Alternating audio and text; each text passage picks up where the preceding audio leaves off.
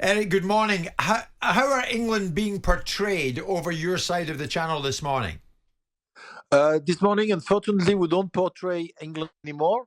Uh, we did portray England yesterday and the day before quite heavily because we have been really afraid during the game.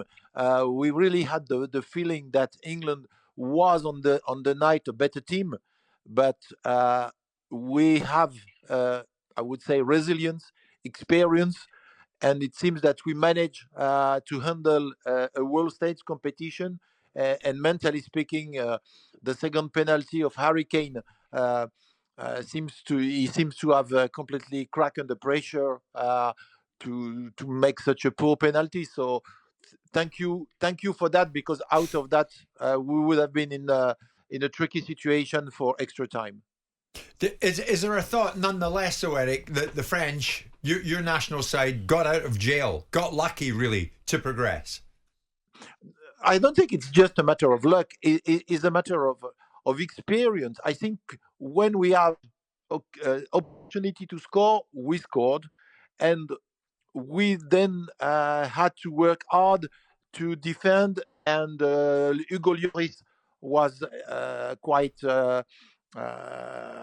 very good during that game, and you had a lot of more possession, offensive possession. You had Saka on the right side, who was really hammered our defense hardly.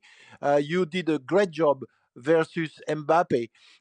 Many points were on your side, and when you had two penalty, you scored only one. That kills you.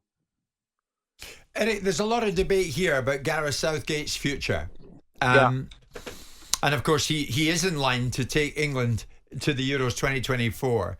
Does that surprise you in France that there is even debate over it when you consider where he's got England to at this stage? A semi-final in Russia in the World Cup, the final of the Euros at Wembley, and now this. Yeah, I'm not surprised, because historically speaking, I know the way an English manager position is said to be the worst job ever in the world of football, in terms of pressure, and in terms of how the tabloids, and how you can really be very tough, and the fans can be tough against a manager. Uh, but if you look at the history of England within the last 56 years, he's among the one who is the closest achiever, reaching, as you say, the semi-final, the final, and being quite very consistent during this World Cup. So to me, it's quite unfair, and to me also, when I look at some of your previous managers, I do believe that Gareth Southgate is an honest man.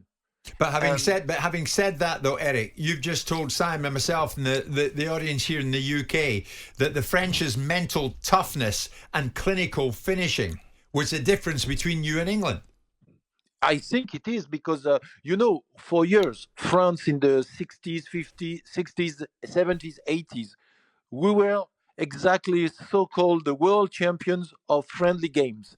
But each time we were playing Germany or Italy or England, we were losing the game, even if we had the feeling we were a better team, because we were lacking experience. And when the Bosman case collapsed the balance of football, Changed we it. had all our players who went to England, to Spain, to the biggest club in the world, and they took the experience from the greatest league, and they brought the mental structure, the mental strength of being playing in the world best club, plus the quality of the French formation, the French education, the French academy, and these players are gifted like hell. If you give them the English Premier League, or the Spanish, or the Bayern Munich, or Juventus education to finish them up, then they are the best in the world.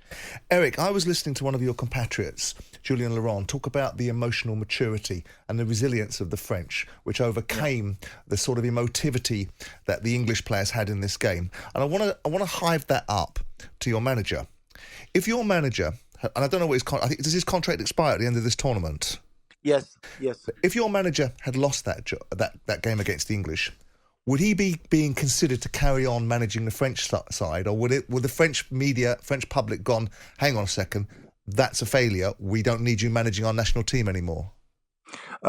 It's difficult to answer properly to your question because the situation for Didier Deschamps is also connected to the situation of Noël Le Graët, the chairman of the French FA.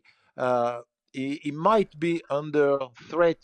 Okay, from a media and a February. fan's point of view, not from a contractual position, but say the reaction, the reaction from those that create momentum, fans and media.